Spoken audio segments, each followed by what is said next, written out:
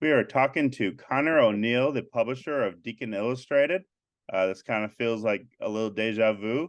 I guess it kind of is. But Deacon Illustrated is part of the Rivals.com network, and it's been great to have Conor aboard the last few years, and definitely added a lot of ACC punch to the Rivals.com network.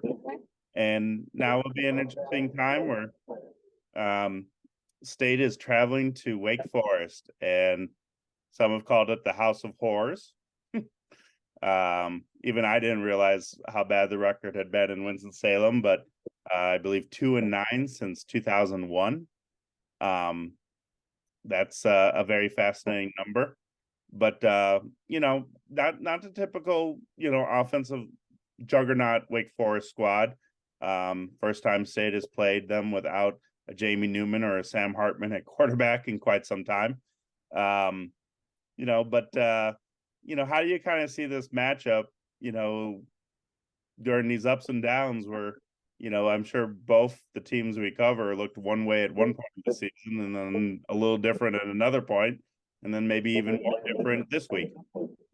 Yeah. For Wake, I mean, you look at the first three games, they score 37 in the opener against Elon. They score 36 against Vanderbilt. It's Vanderbilt, but it's still an SEC team, so you can trick yourself into thinking that they played really well there, and had a big comeback against Old Dominion in week 3, and they were 3-0, and 1-6 since 1-5. Sorry, I chalk another loss on there that they shouldn't have. The Pitt game felt like a loss. We'll put it that way. Mm-hmm.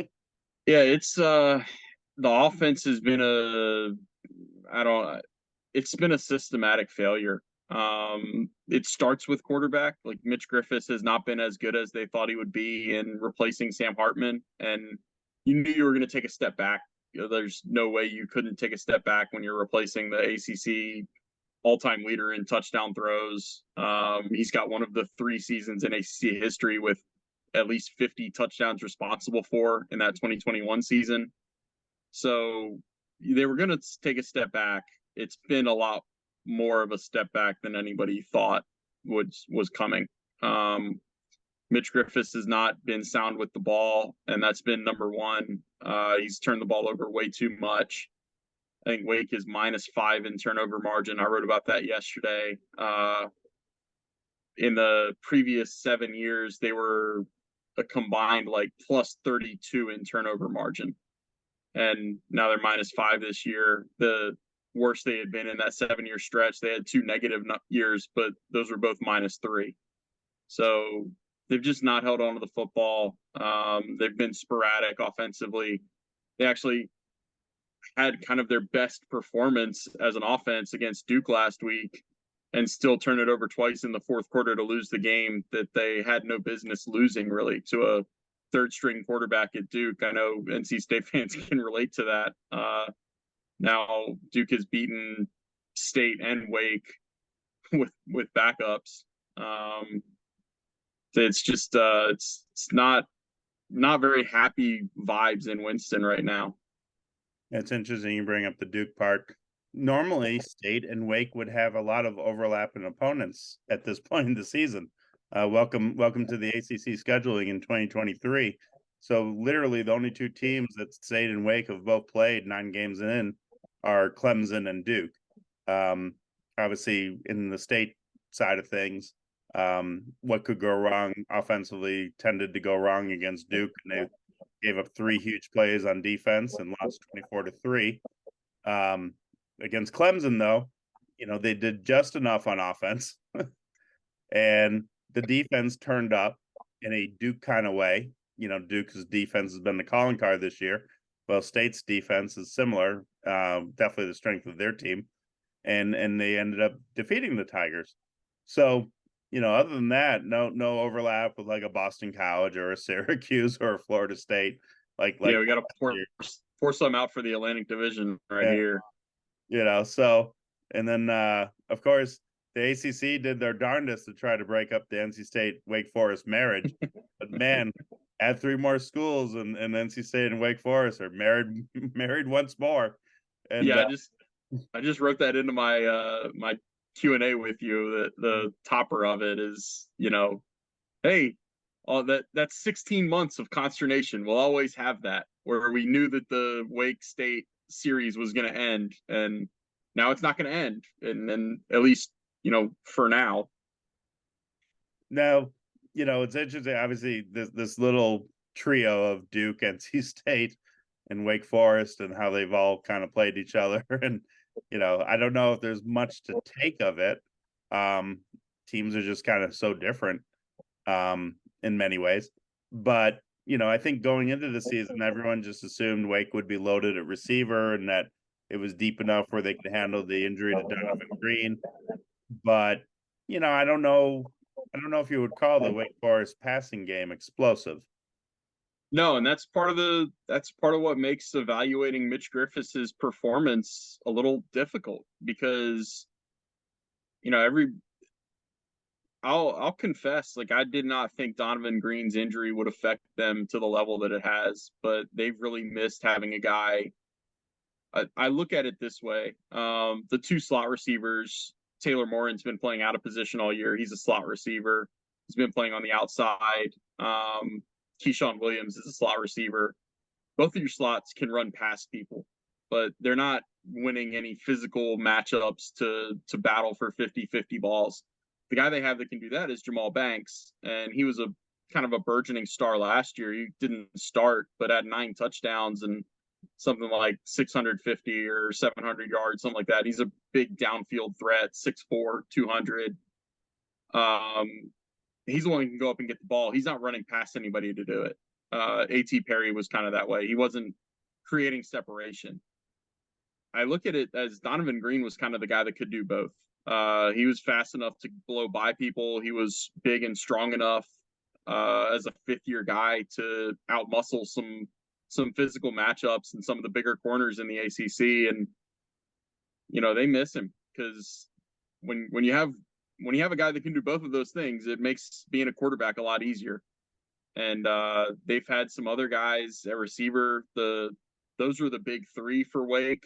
The other guys have not panned out the way that they had hoped they would this year. Wesley Grimes is a second-year kid that is really talented, and he's going to be really good. I think he also needs another year in the weight room to get stronger. He gets pushed off routes a little too easily, and he's had some tough moments in games. Like, there was one 3rd down throw against Clemson where he didn't get turned to the ball fast enough. He was the hot receiver. If he turns, it's like a 30-yard completion, and Wake is in business on a drive when they're trailing by like 5 or something like that, and it's an incompletion instead. And he did not handle that situation well. There's been a couple drops. He'll be good in the future. He's just not there right now. Horatio Fields is kind of the same way. Like, he's a 30-year guy that missed last year with a torn ACL. He hasn't panned out and been up to the level that they thought he would be based on spring a year and a half ago. And then Walker Merrill is a 4-star kid who transferred out of Tennessee last year, and he's not been able to stay healthy. When he has been in there, he's not played all that well. So, the reputation of that room, in fans' minds, it's still pretty high, because they just, everybody wants to focus on how bad the quarterback play has been. And again, like, that's the main issue. But they're not getting much help from this receivers room that everybody thinks is the strength of the team. And so that's another part of the evaluation process. Wake is still on the verge of bowl. Like, they might be bowl eligible if they win 2 of the next 3. They might be bowl eligible if they even win 1 of the next 3.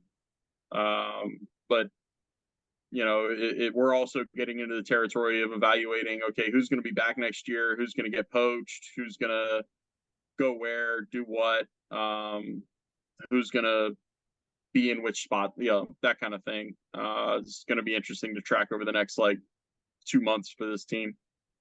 I hear that. a lot of talk about this here. it's interesting. I don't think fans probably even realize that Claiborne has over what 635, 640 yards rushing. That's a pretty good total for a back that people may not have heard of much going into the season. And on top of that, I gather is he still like their main kick returner? Yeah, they rotate guys at kick returner, but he's usually the main one they've got back there. Him and Keyshawn Williams, and Keyshawn Williams is pretty explosive as a returner too. Wake fans knew about Damon Claiborne. I made sure of that. It's come under scrutiny because we all thought Mitch Griffiths was so good, and because of how he looked in practice. So if that was, if it doesn't translate, then what meaning does practice ever have? And one of my main pushbacks is, well, I've told you Damon Claiborne was going to be good for a year and a half, and lo and behold, he's really good. And I don't know that unless I'm at practice. So he is Dave Clawson's been at Wake Forest. This is his 10th season. I would say the only running back they've had who is more explosive than Damon Claiborne is Kenneth Walker III. Sure. Those 2 years that they had KW3, he was a home run threat every time he touched the ball, and that's the same with Damon. And Damon actually has more yards this year than Kenneth did in either one of his seasons at Winston. He's explosive. He runs between the tackles well for a guy that's as fast as he is, and he's, I think, right at pushing 200 pounds, so he can take a few squared hits, but he gets into the open field. It's electric, and he's not technically the starter. I mean, they still have Justice Ellison, and Justice Ellison's a complimentary back. He's really good. He's more of a power runner, but Damon Claiborne is the one that kind of he's the guy to stop. If you're stopping something about Wake's offense, I would say that might be number one. Sure. Working back to Griffiths, it's, I wouldn't say I watched him a lot, but when I did, I had concerns about his size. I had concerns that he wasn't overly fast as a runner. Didn't have the biggest, strongest arm in the world either. But I think everybody just assumed, well, he's a Wake Forest quarterback. Like, it's been a while. It's been a hot minute since Wake Forest they've had a couple years where quarterback was a problem, but now I'm sure the door is open where, okay, what do we do for the future? But okay, say hypothetically the line blocks well, and I don't know how many sacks Wake has given up this year, but if a he ton. Yeah, it's one of the worst in the country. Yeah, so that's kind of like where I'm going. If he gets any kind of time and Claiborne's running well, can he be a game manager? Can he deliver under that kind of circumstance? Yeah, I mean, like, I get that it may not be Sam Hartman or Riley Skinner or Jamie Newman, but can he just be a solid college quarterback? 2 months ago, I would have said yes, because you go down the list of concerns with him are all valid, but he was supposed to be able to make up for those with football IQ and being a coach's son. And I wrote this story off Media Day about him in COVID, basically writing his own version of Wake's playbook.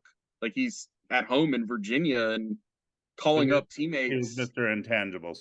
Yeah. It was all of that was supposed to help him overcome whatever physical deficiencies he had. And he's a great kid, so it's tough to say, but I don't think we've seen that from him this year. Like, we've seen a first-time starter trying to do way too much, and like the fumble on the first play against Duke in the fourth quarter is the perfect example of it. He scores a touchdown to put Wake ahead of Duke late in the third quarter by helicoptering into the end zone. Like, he goes up and over two defenders. It's very reminiscent of the John Elway play in the Super Bowl 25 years ago or whatever. And that's a great play. You've given your team the lead late in the third quarter. And then on Wake's next drive, he tries to do the same thing in the middle of the field on a third down scramble and fumbles and gives the ball to Duke. And gives the ball to a Duke offense that had driven the length of the field like once in 7 or 8 drives in the game.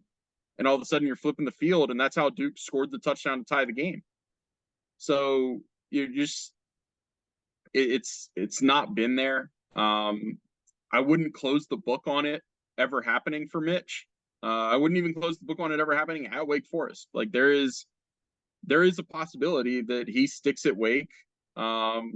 I think they do bring in competition at the very least, whether it's the freshman they have coming in, Jeremy Hicklinski, or via the transfer portal.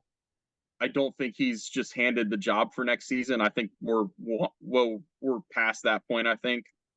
But I do see a scenario where he grows, he learns, and he is that type of quarterback you mentioned, the game manager who grows into that and is a fine, capable college quarterback next year. I'll have to look up Hecklinski's background. Is his dad a former college coach or current coach and former college quarterback? I'm not sure. He's from somewhere in Georgia. I have to look up his background because Hecklinski isn't a common name. Once upon a time, there was a quarterback in the suburbs of Chicago, and he was a huge recruit, and he ended up picking Michigan. It didn't. I don't remember what, but it didn't pan out. But a very, very young J.C. Zumbo once played 7-on-7 against him. And that was like my claim to fame, is that I once had to guard receivers that Jeff Hicklinski was throwing to. And I saw the name before, and I'm like, man, that'd be really crazy if that's his kid, all these years later, and he ends up at Wake Forest. But like I said, the Hicklinski isn't a common name. But, usually I was thinking about this. Usually I'm going to go all stereotypical, like Wake Forest defense. Usually like once every 4 years, there's like a really good defensive lineman, like a Boogie Basham. There's usually some kind of guy that is like the ultimate overachiever at middle linebacker that gets good stats. And they usually have some nice guys in the secondary. Yeah. They'll maybe never have like 3 or 4 guys make all conference in the same year. But they usually have, every other year they'll have some guys that pop up where it's like, okay, yeah, really good player, and he makes the NFL or becomes Jesse Bates, whatever. I know that statistically there's clearly one player that's a little above everybody else on the stats meter, but it seems like even by Wake standards, this is a pretty anonymous type of defense. It's a little anonymous, but at the same time, they've actually found the consistency that they've been searching for what, 7 years, basically since Mike Elko left. And even last year in year 1 under Brad Lambert, they were torched in some areas. They've been really strong on defense. That's kind of the tough pill to swallow about this season for Wake, is if you take their offensive production from any of the previous 6 years and pair it with what their defense has become, you've got at least a 9-win team on your hands. You got a really strong season where you're probably at least knocking on the door of rankings or getting ranked. So that's the tough cycle of college football, right? Like one side gets good when the other side that's been your bread and butter all of a sudden falls off. They've got 2 defensive linemen that I think could start for more than half of the ACC, and that's Jasheem Davis is the defensive end, and Kevin Pointer Jr. is the defensive tackle. They're both in backfields all the time. Jasheem had a strip sack against Duke. The sack put him 5th all time at Wake Forest. Linebacker Jacob Roberts has been great, and he's the type of grad transfer that you wind up wishing you'd gotten him 2 or 3 years prior, because he could have been playing at this level. He came from NC-A&T. Okay. He grew up a Wake fan, actually, from Charlotte. So he's had a great year. He's probably put himself in a position to get at least a cup of coffee with the NFL. And then you've kind of got their secondary peg. Like Kalen Carson is a really good corner, to the point where he doesn't even get thrown at very often. it'll be interesting to see if they have him follow KC Concepcion. I don't know how easy it would be within the framework of a defense that follows somebody that lines up at so many different places. Yeah, But they also do a really good job of putting him in motion. yeah. If you are following a KC Concepcion, you will let the quarterback know, like, hey, there's the guy that's chasing around KC in pre-snap motion. Yeah. Malik Mustafa is really good at safety. Jalen Garnes is a good safety also. Deshaun Jones is the one to watch. Like, he's the other corner. He committed a pass interference on a big Duke drive I think it was Duke's drive to win the game on third down, gave Duke second life, and then committed a unnecessary roughness by suplexing a receiver. And instead of Duke having the ball at the 30-yard line with like a minute left, the ball's on the 15. And that's how Duke's field goal to win the game was a chip shot instead of like pushing the range of a former walk-on kicker. So he's kind of under a microscope to see how he responds this week. See, hardcore NC State fans will always associate suplex NC State and Wake Forest to Nate Irving. Oh, Nate Irving just they started a new tradition. State loves to start new traditions. Sometimes they stick, sometimes they don't. But Wolfpack Unlimited Award? No, I don't know how much that one stuck. But what they've done is, I don't know if you would say it's a version, like, you know how the Hurricanes have the siren? Oh, yeah. It's not a siren per se, but it's the same concept. So State has been bringing in famous alums to basically yell to the crowd before the game. So we've had Bill Cowher, we've had one of the Hurricanes players, I believe Martin Nook, maybe. We had a Drake Thomas sighting. He came back to town. And of course, we had Nate Irving. And working back to the suplex, veteran Pack fans, it's probably one of my 5 favorite memories of the last 15 years. Like, it's just something you just never forget. Nate Irving just literally picked up and body slammed Michael Campanero, who, ended up being a great wide receiver. Yeah. But on a bad Wake Forest team. Like, I don't know how bad they were that year. I just remember them being bad. And maybe because of injuries, he played tailback. Yeah. Young Michael Campanero played tailback, and Nate Irving just picked him up and body slammed him, and it was a sight to behold. I don't know if it'd be a penalty in today's game, but it's just one of those plays. Basically, it's probably the signature play of the Nate Irving NC State career. So, I always have a good moment with that. Mention, the different kick returners. What can we talk about involving kicking, punting, and punt returning? Yeah, the kicking, I mean, right there with Deshaun Jones, if you're picking scapegoats of why you lose to a Duke team by 3 and to a Duke team starting their third string quarterback, field goal kicker Matthew Dennis misses 2. One was 26, the other one I think was 39. Both of them were red zone trips that were empty. He had missed, I think it was 2 field goals all year, and then missed 2 in the first half against Duke. That's a tough pill to swallow when you lose by 3. And he's one to watch. Ivan Mora has been decent at punter. Like, the Ray Guy final watch list just came out with 95 punters on it. I don't know how you can have a final watch list with, like, what is that, 80% of FBS teams represented.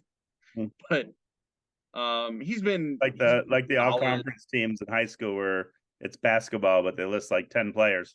Yeah, exactly. I always loved those working in Burlington. Yeah, I mean, he's been solid, if not spectacular. It's felt like he's been better as the year has gone on. He had a decent night at Duke, I think. So at Wake Forest, you have to create positives in special teams. You can't just go flatline even and go pound for pound with special teams against teams like NC State. They're going to have the depth advantage. They're going to have the talent advantage and matchup advantage in too many places that you have to kind of marginalize that by winning all of those hidden yard numbers, and that's where special teams comes in. Sure. So I'll finish out with two things. How has been home attendance? I'm sure it should be a somewhat nice day on Saturday. I haven't checked the weather lately, but it seems this week has been trending well weather-wise. So what would you kind of project on a nice sunny, hopefully sunny Saturday afternoon?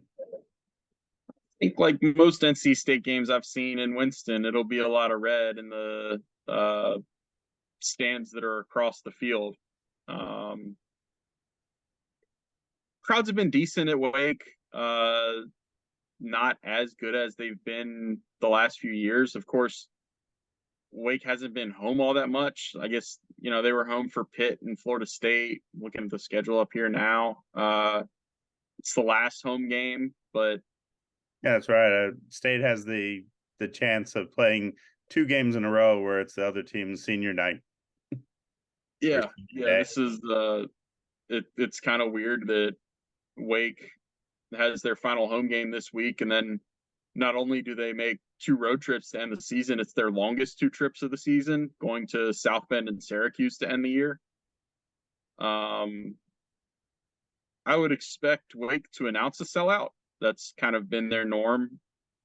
I don't know if it'll be completely packed and people on top of each other in the stands, that kind of thing. It's kind of the way things go for a 4-5 team. Sure. And then last one's a little off the beaten path, but Dave Doran this past week talked about how he'd like to have a trophy, basically a state champ trophy. And then the winner can essentially paint it if they want it or whatever, do with it. I don't know what the final product will be like. Obviously, I'm not connected at the other schools to know if it's been brought up in their press conferences.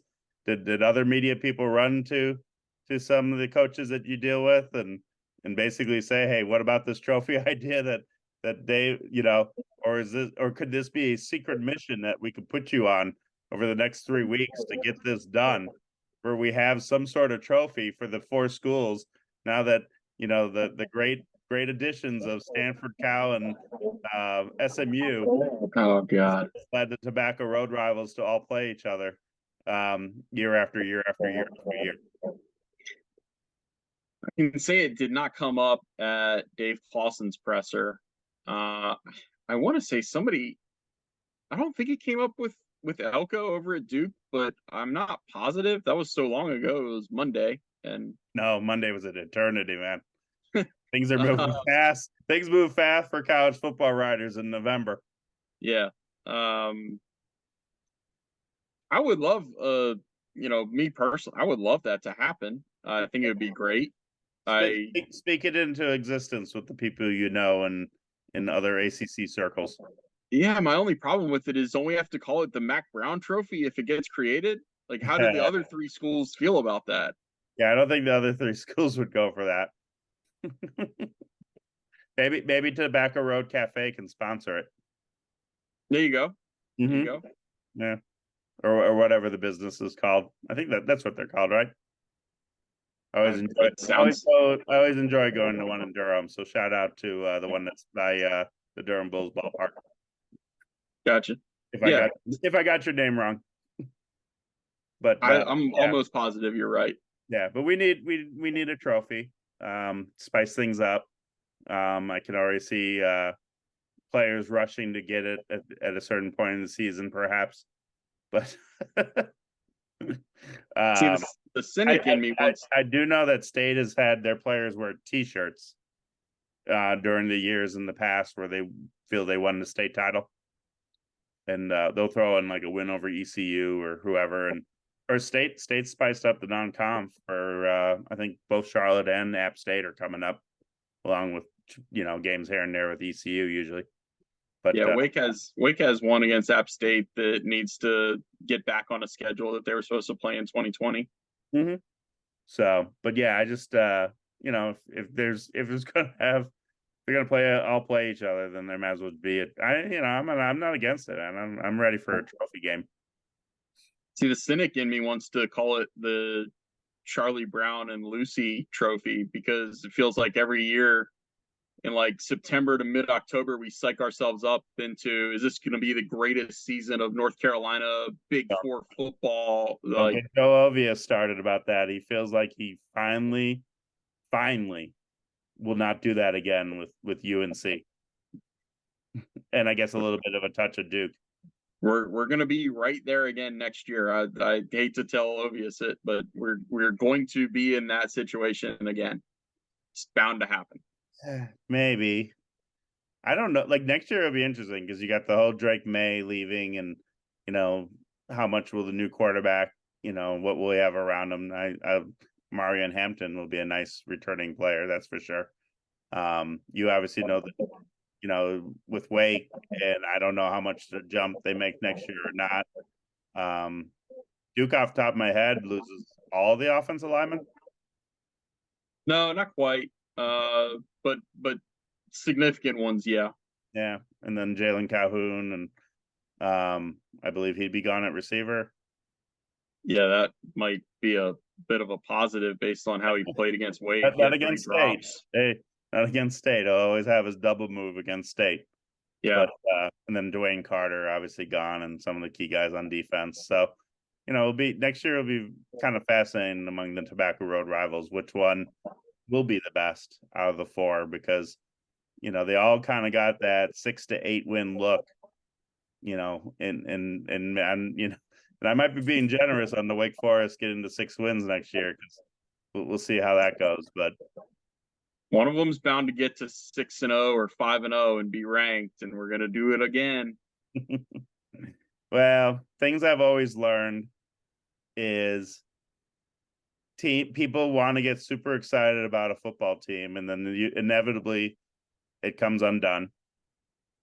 And then the other thing I've learned in my 16 years in North Carolina is whenever Duke or UNC in basketball are kind of just average, every single time they win a game against a bad team, the media and everybody declares they are back.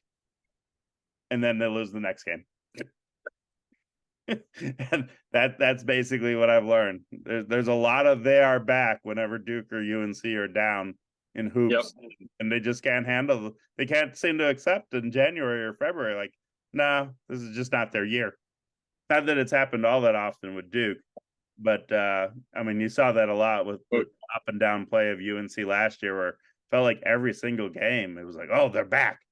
And then I feel like it wasn't until late February that we actually had the realization this is who they are. Yeah. So that's what I've kind of learned about the sports scene. Now, I think one thing that NC State, I'll leave you on this. One thing NC State has kind of outgrown, there was a long stretch where the minute NC State got built up, they couldn't handle success. And I think that's one thing that Dave Doran has done a really good job of. And Kevin Keats to his extent too. They've handled prosperity better. Yeah. They don't seem to just fall apart the minute they get ranked, or the minute they have a big game, a big win, and then they, immediately fall apart the next week. Like there's not that emotional unevenness that used to be a kind of an NC State trademark for many years in basketball and football. But where can fans read your work this week? We're over at Deacons Illustrated. It's wakeforest.rivals.com. Cool. We're there all week. Well, this will be I think this is actually going to be a very anticipated game for many reasons. And I'm going to guess a very low scoring game, but it'll be interesting. So I appreciate you taking some time, and I'm sure I will run into you on Saturday. Sounds good. Thanks, JC. Thank you.